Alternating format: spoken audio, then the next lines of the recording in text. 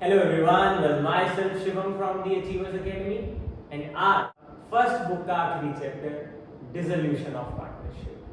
तो शुरू करते हैं जी इस बहुत ही बढ़िया चैप्टर से। बहुत इजी चैप्टर है एंड हम फटाफट इसको करेंगे, ठीक है जी। तो what do you mean by dissolution? जो डिसोल्यूशन वर्ड है ये वर्ड डिसॉल्व से बना है। डिसॉल्व का मतलब भूल जाना एंड खत्म हो जाना, ठीक है जी। तो डिसोल्यूशन ऑफ पार्टनरशिप का मतलब है जब हमारी जो पार्टनरशिप फॉर्म है, ठीक है, उसको हम बंद करने वाले हैं। बंद करने को डिसोल्यूशन बोला जाता है। अब एक पार्टनरशिप को बंद क्यों करा जाता है? या तो पार्टनरशिप लॉस में जा रही है, हमारा जो फॉर्म है वो लॉस में जाई जा रहा हम बंद करना चाहते हैं, या हम कोई ऐसी इलीगल एक्टिविटी कर रहे थे जिसमें हम फंस गए और हमें गवर्नमेंट ने बोल दिया कि भाई अपना तुम काम बंद कर दो, ठीक है। तो ये दो मेन केसेस हैं जिसमें डिसोल्यूशन ऑफ पार्टनरशिप किया जाता है, ठीक है। अब इस चैप्टर में आपको क्वेश्चन कैसे के आएंगे? आपको दो तरह के क्वेश्चन आ सकते हैं, या तो आपको अकाउंट्स बनाने के क्वेश्चन आ सकते हैं या आपको जर्नल एंट्री करने के क्वेश्चन आ सकते हैं। तो आज जो हमारा फोकस रहेगा वो बिल्कुल बेसिक्स पे रहेगा, जिससे आपको 50-60% इस चैप्टर के बारे में सारी नॉलेज मिल सकेगी, ठीक है। अब अभी हम इमेजिन करते हैं कि भाई हमारी एक फॉर्म है, ठीक है, और हमसे चल नहीं रही, हम उसे बंद करना चाहते हैं। अब अगर फटाफट मान लें कि हमारा एक किराना स्टोर है, ठीक है, अब उसके अंदर स्टॉक पड़ा है दाल चावल soaps whatever the things are, ठीक है ना, तो उसमें पड़ी है। तो हम फटाफट अगर हमने उसको बंद करना है तो हम फटाफट क्या करेंगे?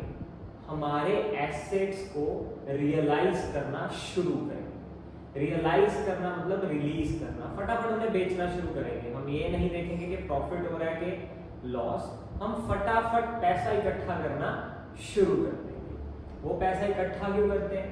ताकि जो हमारी देनदारियां हैं, जिसे हम लायबिलिटीज बोलते हैं, जो छोटे छोटे एक्सपेंसेस हैं, उनको हम फटाफट पे ऑफ कर पाए, ठीक है। तो ये देखिए जब भी डिसोल्यूशन होगी तो फटाफट एसेट्स को रियलाइज किया जाएगा ताकि हम अपनी लायबिलिटीज को पे ऑफ कर सकें। तो आज हम दोनों की जर्नल एंट्री समझेंगे कि जब एसेट्स बिकते हैं तब क्या जर्नल एंट्री होगी, और जब लायबिलिटीज पे ऑफ होंगी तब क्या जर्नल एंट्री होगी। जब एसेट्स बिकेंगे तब कुछ तो आएगा, ठीक है ना। अब कैसे आएगा? मान लीजिए हमारा जो स्टॉक था वो 50,000 रुपीज का था और वो मैंने 40,000 रुपीज में रियलाइज कर दिया, ठीक है। अब आप मेरे को ये बताइए पैसा 50 आया कि 40 आया ना, तो एंट्री क्या बनेगी? अगर तो कुछ नहीं बताया कि कैसे रियलाइज हुआ तो वो कैश में रियलाइज हुआ, और हमने +1 में पढ़ा है debit what comes in credit what goes out. So अगर हम कुछ बेचेंगे तो भाई कुछ ना कुछ तो आएगा। अगर कुछ नहीं बताया तो कैश आएगा, तो एंट्री बन जाएगी cash account debit to realisation account, ठीक है। जितना भी हम रियलाइजेशन का काम कर रहे हैं वो हम रियलाइजेशन अकाउंट में करेंगे। जैसे आपने पिछले चैप्टर्स में रीवैल्यूएशन अकाउंट बनाया है, वैसे ही इस चैप्टर में रियलाइजेशन अकाउंट बनेगा।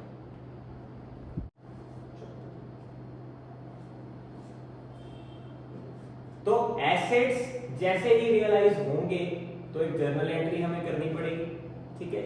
तो अभी मैंने आपको बताया कि जब एक एसेट रियलाइज होगा वो कुछ ना कुछ तो हमें देकर जाएगा ही जाएगा। फॉर एग्जांपल अगर कुछ नहीं लिखा तो भाई वो कैश देकर जा रहा है, तो एंट्री हो जाएगी cash account debit to realisation account. अब मान लो कोई ऐसा एसेट है जो बाहर नहीं बिक रहा या कोई पार्टनर को बहुत पसंद है, ठीक है, तो पार्टनर कहेगा ये एसेट आप मेरे खाते में डाल दो, ठीक है, इसे मैं ले जाऊंगा, मेरे खाते से पैसे कट जाएंगे, ठीक है। तो अगर कोई पार्टनर बोल रहा है कि ये एसेट मेरे को दे दो, तब कैश नहीं आएगा, उस पार्टनर का खाता आ जाएगा। तो एंट्री हो जाएगी partners capital account debit to realisation account, ठीक है। For example A took over stock of 50,000 at 40,000। अब ए ले गया स्टॉक 50,000 वाला 40 में, पैसा कितना आएगा? 40,000। लेके कौन गया? ए इज अ पार्टनर, तो एंट्री आएगी A is capital account debit to realization, ठीक है जी। अब चलते हैं लायबिलिटीज पर। अब लायबिलिटीज को हमने पैसे देने होते हैं, ठीक है। अब एक एग्जांपल ले लेते हैं creditors.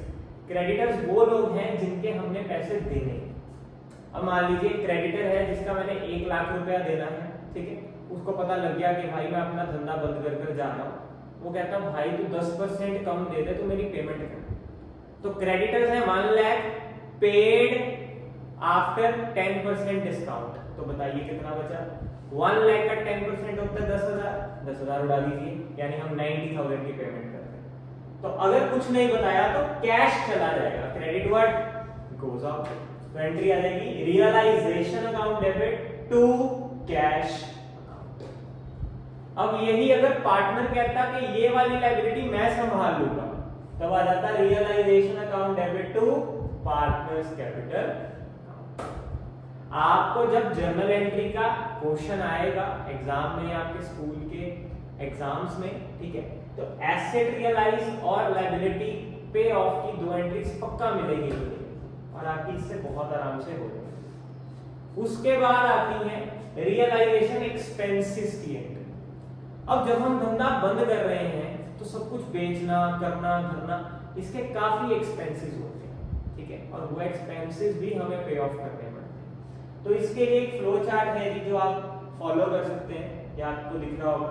Realisation expenses borne by firm, borne by partner.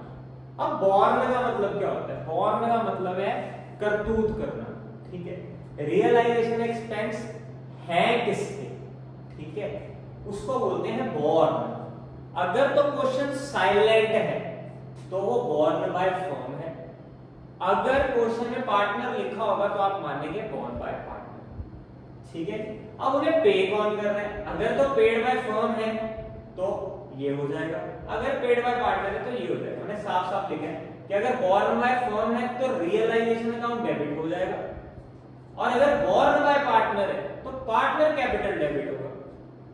अगर पेमेंट फर्म करेगी तो टू कैश अकाउंट, अगर पेमेंट पार्टनर करेगा तो टू पार्टनर अकाउंट। जिसकी एक एग्जांपल देता हूं आपको। Realisation expenses 10,000। अब इसमें हमें बताया कि रियलाइजेशन के कुछ एक्सपेंसेस हैं, बट ये नहीं बताया कि किसने बॉर्न करे और किसने पे करे। तो अगर क्वेश्चन साइलेंट है तो बॉर्न भी फर्म करेगी और पेड भी फर्म करेगी। फिर आपकी जर्नल एंट्री क्या तैयार हो जाएगी? Realisation account debit to cash account. Okay, अब अगर मैं बोलूं realization expenses borne by firm paid by A, तो एंट्री आती बोर्न बाय फर्म है, realization account debit, paid by partner है टू एज कैपिटल अकाउंट।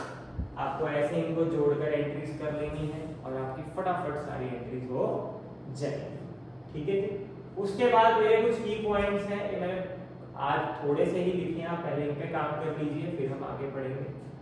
पहला की पॉइंट है every asset is sold on its realisable value given in adjustment. If value is not given in adjustment will be realised on its real value. अब इसका मतलब क्या है? मान लेते हैं हमारे पास स्टॉक है 1 लाख रुपीस का, क्वेश्चन में लिखा है half of the stock is taken by A, ठीक है जी। अब 1 लाख का स्टॉक है, 50% A ले गया। बताइए स्टॉक एसेट है कि नहीं? जी है। अगर एसेट जाएगा तो कुछ ना कुछ देकर जाएगा। अब A कह रहा है मेरे को दे दो, तो A के खाते में आ जाएगा। तो हम लिखेंगे A's capital account debit to realisation. अब वो हाफ लेकर गया, तो 1 लाख का हाफ 50 तो आ गया यहाँ पर। अब बाकी स्टॉक तो बच गया और उसके बारे में कोई बात नहीं करी, तो वो अपनी रियल वैल्यू पर जाएगा। कितने पे? 50 पे। और अगर कोई नहीं लेकर जा रहा तो वो किस में आएगा? कैश। एंट्री आ जाएगी cash account debit to realisation 50। ये आपको साथ ही साथ कर देनी है, आपको वेट नहीं करना।